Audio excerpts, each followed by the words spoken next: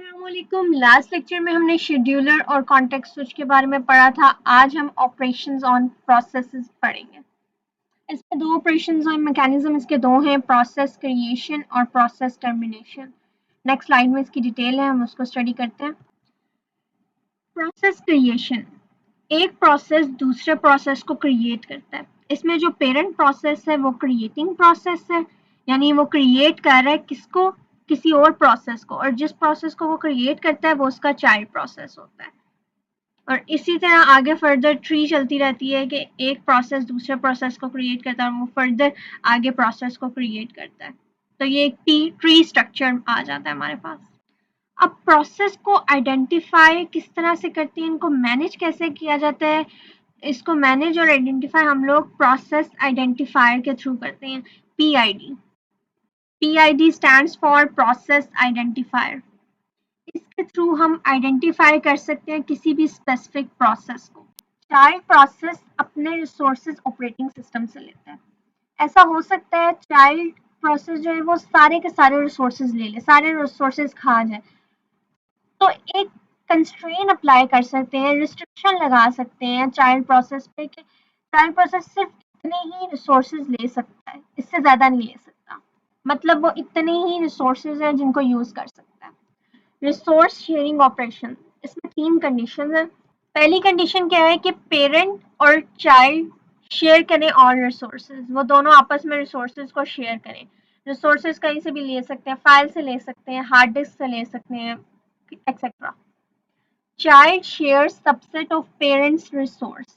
इसकी एग्जांपल इस तरह से समझ लें, जैसे पेरेंट प्रोसेस जो है वो एक्सेस कर सकता है 10 फाइल्स को, बट जो चाइल्ड प्रोसेस है वो उनमें से सिर्फ 6 फाइल को एक्सेस कर सकता है और फाइल्स को एक्सेस नहीं कर सकता। तो मतलब वो सारी फाइल्स को एक्सेस नहीं कर सकता जो पेरेंट प्रोसेस जिन फाइल्स को एक्सेस कर रहा था।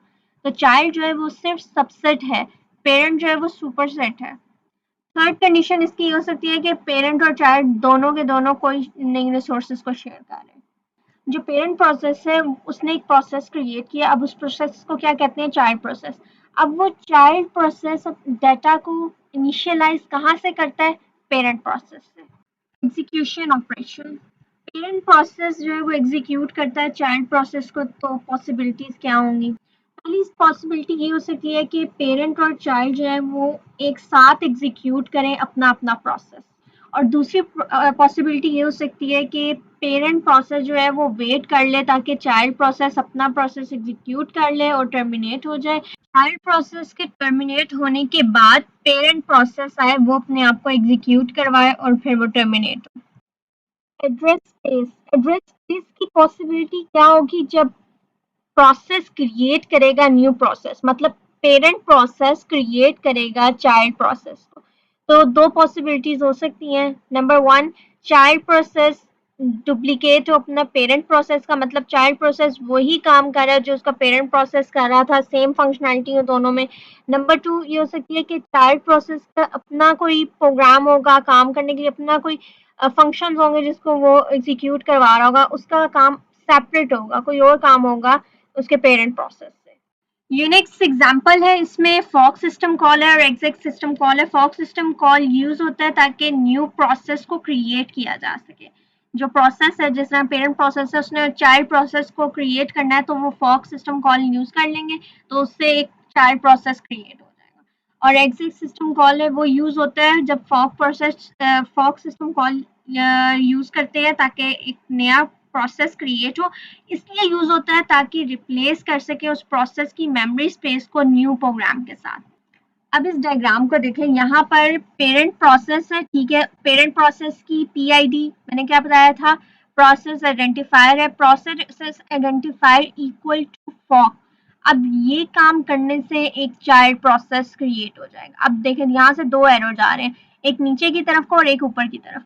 अब ऊपर जो जा रहा है वो पेरेंट प्रोसेस है। पेरेंट प्रोसेस की तरफ अगर जाना है, अगर आप चाहते हो आपका कोड रन करे पेरेंट प्रोसेस की तरफ, तो पीआईडी जो है वो ग्रेटर देन 0 होनी चाहिए। अगर पीआईडी ग्रेटर देन 0 होगी तो वो पेरेंट प्रोसेस की तरफ जाएगा, लेकिन अगर पीआईडी इक्वल टू 0 होगी तो वो चाइल्ड प्रोसेस की तरफ आएगा।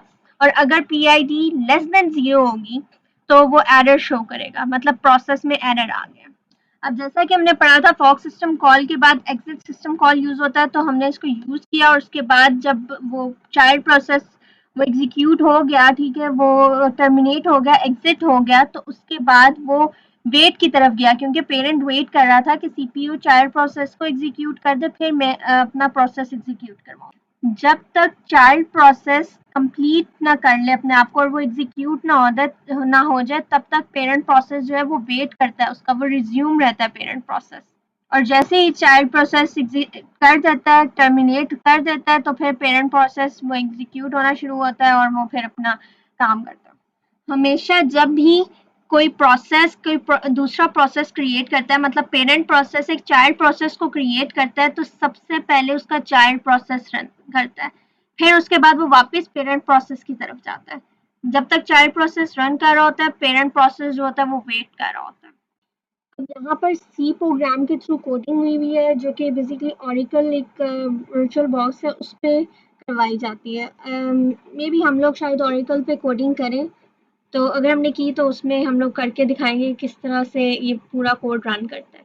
यहाँ पर क्या है, स्टार्ट में लाइब्रेरी दी हुई है, इंट मेन है, इंट मेन के अंदर PID अंडरस्कोर टी है, ये वही है जिसका डाटा टाइप आप लोग देते हो C प्लस में, इंट स्ट्रिंग वगैरह, ये वही है, आपने इसमें PID अंडरस्कोर टी ही देनी है। उसके आगे वेरिएबल नेम है PID क्या है, प्रोसेस आइडेंटिफायर, यानी किसी प्रोसेस को आइडेंटिफाई करने के लिए, उसको स्पेसिफाई करने के लिए हम उसकी ID देते हैं। ये बाय डिफॉल्ट पीछे वो डिसाइड हो जाती है कि इसकी क्या ID है।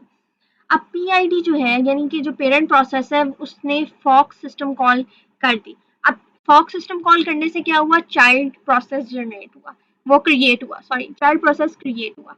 अब आगे इफ एल्स की कंडीशन है। इफ एल्स में क्या हो रहा है कि अगर PID लेस देन होगी 0 से, अगर यूजर ने -1 -2 -3 कुछ भी प्रेस कर दिया, 0 से कम कुछ प्रेस किया, तो वो डिस्प्ले कर देगा, टर्मिनल में आ जाएगा कि फॉक जो है वो फेल हो गया और रिटर्न 1 कर देगा। एल्स इफ अगर PID equal and equal to 0 होगा, तो चाइल्ड प्रोसेस स्टार्ट होगा, और चाइल्ड प्रोसेस स्टार्ट होगा तो ये एक फोल्डर है LS के नाम से, वहां पर जाएगा, तो और वो डिस्प्ले कर देगा उस फोल्डर में जो कुछ पड़ा होगा। फिर उसके बाद एल्स कंडीशन है। एल्स कंडीशन ये क्या है कि अगर PID ग्रेटर देन 0 होगी, अगर यूजर कुछ भी 0 से बड़ा प्रेस कर देता है, 1 2 3 4 कुछ भी वो प्रेस करता है, तो वो पेरेंट प्रोसेस की तरफ आ जाएगा। पेरेंट प्रोसेस जो है वो वेट कर रहा है किसका, चाइल्ड प्रोसेस का, कि चाइल्ड प्रोसेस पहले एग्जीक्यूट हो, टर्मिनेट हो, फिर उसके बाद पेरेंट प्रोसेस की तरफ आए। अगर यूजर प्रेस कर देता है नंबर जो 0 से बड़ा है, 1 2 3 कुछ भी प्रेस कर देता है, तो पेरेंट प्रोसेस की तरफ वो आएगा, ठीक है। फिर उसके बाद वहां पे वेट शो होगा उससे, तो वो वेट करेगा और चाइल्ड प्रोसेस की तरफ चला जाएगा। चाइल्ड प्रोसेस में जो LS वाले बिन के अंदर जो LS फोल्डर है, उसके अंदर जो कुछ लिखा हुआ है उसको पहले डिस्प्ले करवाएगा। डिस्प्ले करने के बाद वो उसने जब अपना काम कर लिया, तो फिर वो वापस पेरेंट प्रोसेस की तरफ आएगा और फिर वो ये लाइन शो करेगा, चाइल्ड कंप्लीट। उससे पहले शो नहीं करेगा। चाइल्ड प्रोसेस जो है वो कंप्लीट होने के बाद, अपना सारा काम डिस्प्ले करवाने के बाद ये लाइन डिस्प्ले करेगा और एंड पे रिटर्न 0 है और ये कोड खत्म। प्लीज़ मेरे चैनल को सब्सक्राइब कीजिए, लाइक कीजिए, अपने फ्रेंड्स के साथ शेयर कीजिए। जज़ाकल्लाह।